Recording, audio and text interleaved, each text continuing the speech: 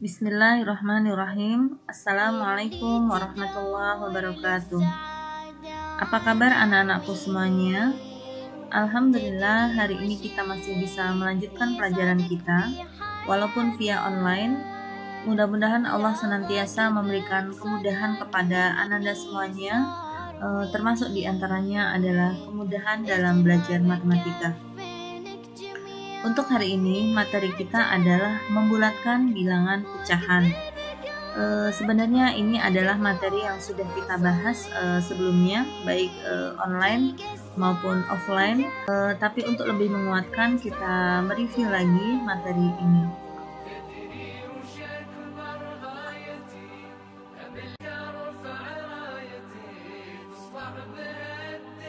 Sebagai pembuka, ini adalah kasus yang kemarin sudah kita diskusikan bersama-sama ketika offline, di mana Ummu Zafira ingin membuat kue donat.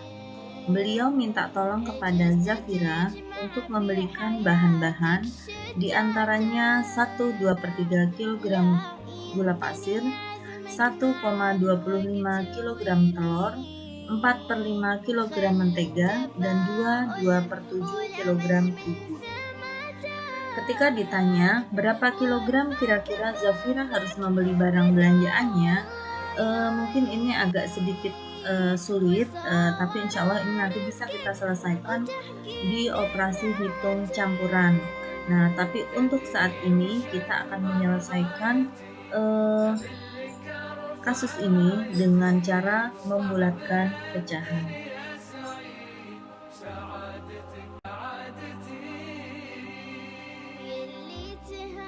Mulai dari yang pertama, yaitu pembulatan bilangan pecahan biasa atau pecahan campuran. Nah, ketika kita ingin membulatkan pecahan biasa dan pecahan campuran, ada beberapa aturan yang perlu kita pahami. Yang pertama, jika bilangan pecahan lebih kecil dari 1/2, maka dibulatkan ke bawah. Berikutnya, jika bilangan pecahan lebih besar dari 1/2, maka dibulatkan ke atas. Dan yang terakhir, jika bilangan pecahan sama dengan 1/2, maka dibulatkan ke atas. Nah, apa maksud dari beberapa aturan tersebut?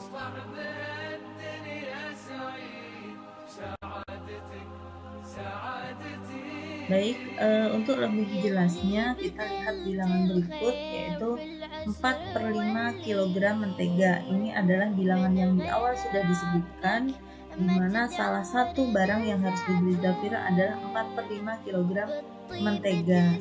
Nah, ketika bilangan 4/5 ini diminta untuk dibulatkan, apakah kira-kira akan dibulatkan ke atas atau ke bawah? Kita sama-sama pelajari. Ya, untuk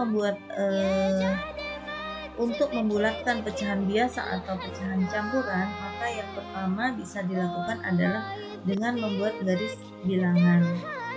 Kita buat garis bilangan terlebih dahulu. Nah, setelah garis bilangan kita buat, berikutnya kita perlu mengisi garis bilangan ini dengan titik-titik. Bagaimana caranya?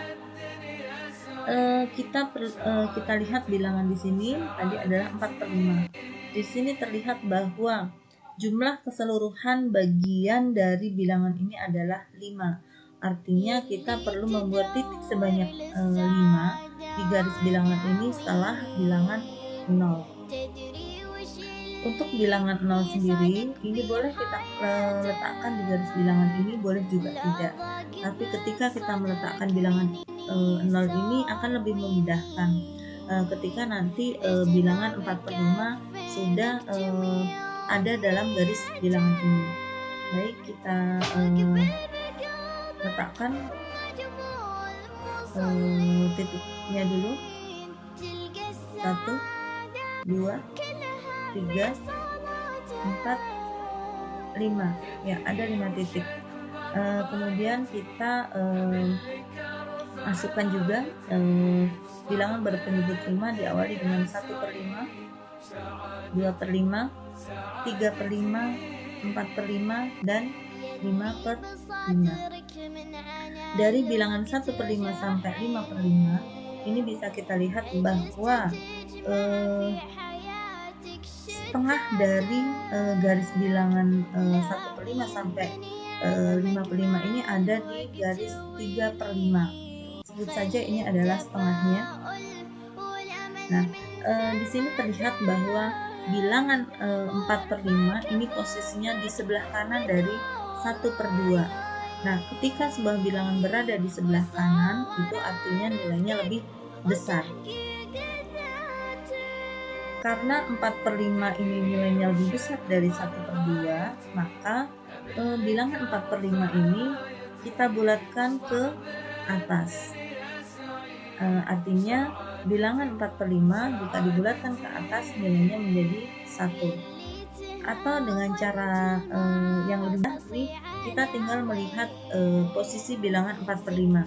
Apakah dia lebih dekat ke 1 atau lebih dekat ke 0. Di sini sangat terlihat dengan jelas bahwa untuk ke bilangan 1, 4/5 hanya cukup melompat 1 kali lompatan. Sementara untuk ke 0 butuh beberapa lompatan. Ada 1, 2, 3, 4. Ya, butuh 4 lompatan. Artinya ini lebih jauh. Dengan demikian, bilangan 4/5 jika dibulatkan maka lebih dekat ke 1. Ya.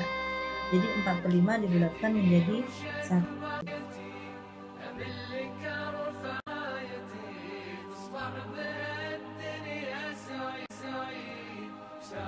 Untuk contoh berikutnya, kita masih mengambil kasus di awal bahwa Zafira juga harus membeli 2/7 kg tepung terigu. Nah, bilangan 2/7 jika kita bulatkan, apakah nanti akan ke atas menjadi 3 atau ke bawah jadi 2? Kita akan sama-sama kerjakan. Sama, kita awali dengan membuat garis bilangan. Nah, garis bilangan ini pun juga membutuhkan titik-titik. Nah, sementara bilangan 2 ini boleh kita bubuhkan di garis bilangan ini, boleh juga tidak. Tapi sekali lagi, dengan membubuhkan bilangan 2 di garis bilangan ini lebih memudahkan ketika nanti 2/7 sudah berada di garis bilangan ini. Apakah 2/7 posisinya lebih dekat ke 2 atau lebih dekat ke 3? Nah, untuk menentukan titik-titik sama seperti sebelumnya, kita lihat pecahan di sini berpenduduk 7. Artinya jumlah keseluruhan bagian ada 7. Maka perlu kita bubuhkan titik sebanyak 7 di garis bilangan ini. 2, 3, 4, 5, 6, 7. Selanjutnya juga kita bubuhkan bilangan berpenyebut 7 dimulai dengan 1/7, 2/7, 3/7, 4/7, 5/7, 6/7, dan 7/7 atau senilai 1. Nah, karena di sini dimulai dengan 2, berarti di posisi 7/7 ini sama dengan 3. Dari garis bilangan yang diawali dari 1/7 sampai 7/7 ini, kita bisa melihat bahwa posisi 2/7 di sini sudah saya blok. Nah, posisinya itu lebih kecil dari setengah, di mana setengah berada di posisi 4/7. Nah, karena posisi 2/7 ini posisinya di sebelah kiri, artinya nilainya lebih kecil. Nah, ketika 2/7 nilainya lebih kecil dari 4/7, maka bilangan 2/7 ini kita bulatkan ke bawah. Artinya 2/7 dibulatkan ke bawah menjadi 2. Bisa juga diselesaikan dengan cara satu lagi. Nah, ini mungkin lebih mudah dengan melihat posisi bilangan 2/7. Apakah lebih dekat ke 2 atau lebih dekat ke 3? Nah, di sini kita coba lihat untuk ke bilangan 2, dia untuk bilangan ketiga dia membutuhkan lompatan lebih banyak.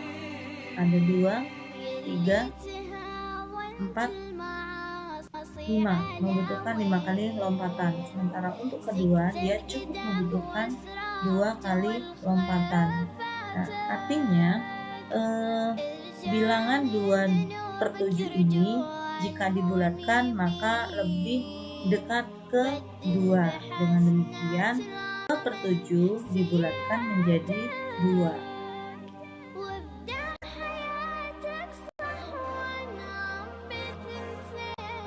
Setelah membulatkan pecahan biasa ataupun pecahan campuran, berikutnya kita lanjut ke pembulatan pecahan persen dan desimal. Untuk membulatkan pecahan desimal dan persen sebenarnya aturannya sama saja, namun sebelum kita lebih lanjut membahas tentang pembulatan ini, terlebih dahulu kita perlu mengingat kembali materi di kelas sebelumnya, yaitu tentang nilai tempat. Nah, ini ada bilangan 4123. Kita coba review dan kita urai satu persatu.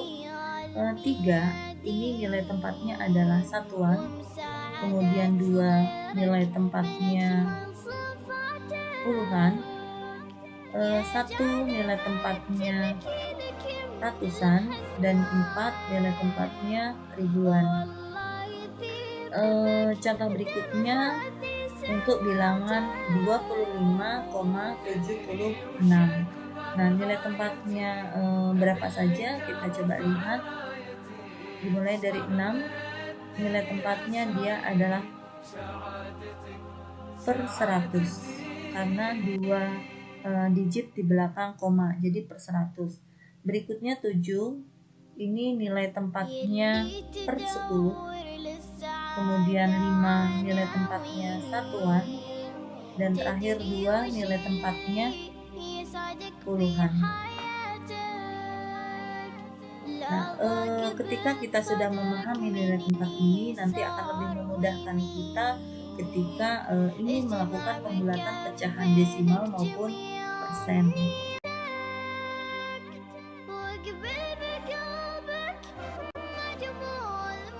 Dalam membulatkan pecahan ada beberapa jenis, tergantung dimintanya untuk membulatkan ke nilai tempat yang mana. Apakah per 100, per 10, ke nilai tempat satuan, atau ke nilai tempat puluhan, atau yang lainnya. Nah, tapi di sini kita akan mulai dengan membulatkan bilangan ke puluhan terdekat. Nah, ketika kita ingin membulatkan pecahan persen atau desimal ke puluhan terdekat, ada beberapa hal yang harus kita pahami. Yang pertama, ketika bilangan satuannya nilainya lebih kecil dari 5, maka dibulatkan ke bawah. Berikutnya, jika bilangan satuan nilainya lebih besar dari 5, maka dibulatkan ke atas.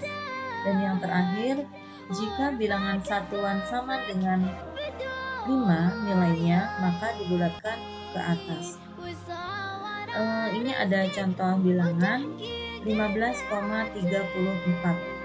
Nah, bilangan ini kalau misalnya kita bulatkan ke atas, nilainya akan menjadi 20. Tapi kalau kita bulatkan ke bawah, nilainya akan turun menjadi 10. Kenapa hanya 20 dan 10? Karena ini diminta untuk ke puluhan terdekat. Nah, untuk membulatkan ke puluhan terdekat, kita ingat kembali tadi, jika bilangan satuan nilainya lebih kecil, dia akan lebih kecil dari 5, maka akan turun. Jika nilainya lebih besar dari 5 akan naik, dan jika nilainya sama dengan 5 maka akan dibulatkan ke atas. Nah, untuk bilangan ini kita lihat nilai satuannya adalah 5. Karena nilai satuannya sama dengan 5, itu artinya bilangan 15,34 ini kita bulatkan ke atas sehingga hasilnya menjadi 20. Contoh yang berikutnya, bilangan 234,7%. Nah, kalau dibulatkan ke atas, dia nilainya menjadi 240. Jika dibulatkan ke bawah, nilainya menjadi 230. Ya, jadi dianggap nilai 4 dan 7 ini nanti akan mengikuti rumusan yang tadi sudah disampaikan. Nah, di sini yang kita lihat adalah bilangan satunya yaitu 4.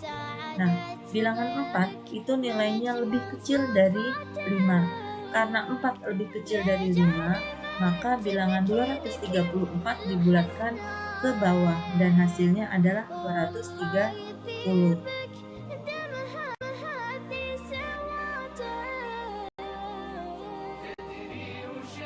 Berikutnya adalah membulatkan bilangan ke satuan terdekat.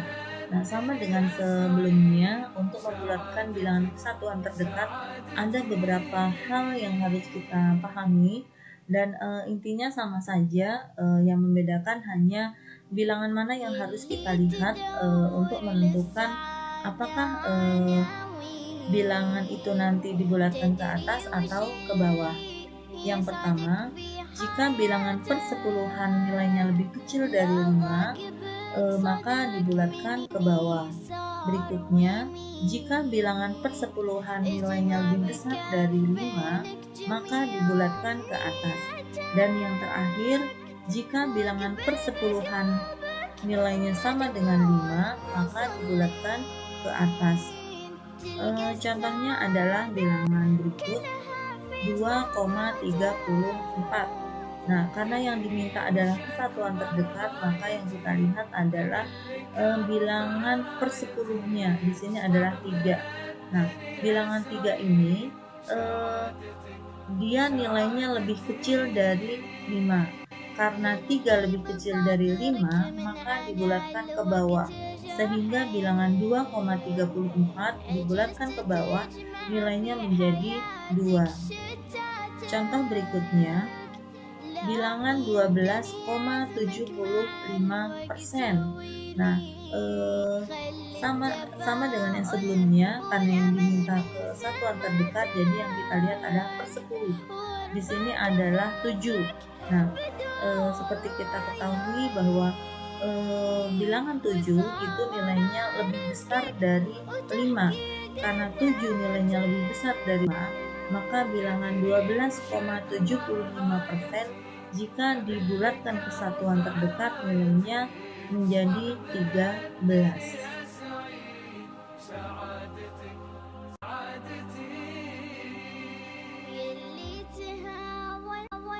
Baik, mungkin itu penjelasan yang bisa disampaikan, mudah-mudahan bisa dipahami. Nah, untuk lebih meningkatkan pemahaman, pengetahuan, dan keterampilan kalian, silahkan kalian coba kerjakan beberapa soal berikut. Mudah-mudahan dengan banyak latihan ini akan membantu kalian lebih memahami materi-materi yang sudah disampaikan. Karena kunci dari matematika itu sebenarnya adalah banyak latihan. Dengan semakin banyak latihan, itu akan dengan sendirinya akan mengasah sen kesukaan kalian terhadap pelajaran yang sebagian orang menganggapnya sulit, padahal sulit tidaknya itu tergantung bagaimana kita menyikapinya.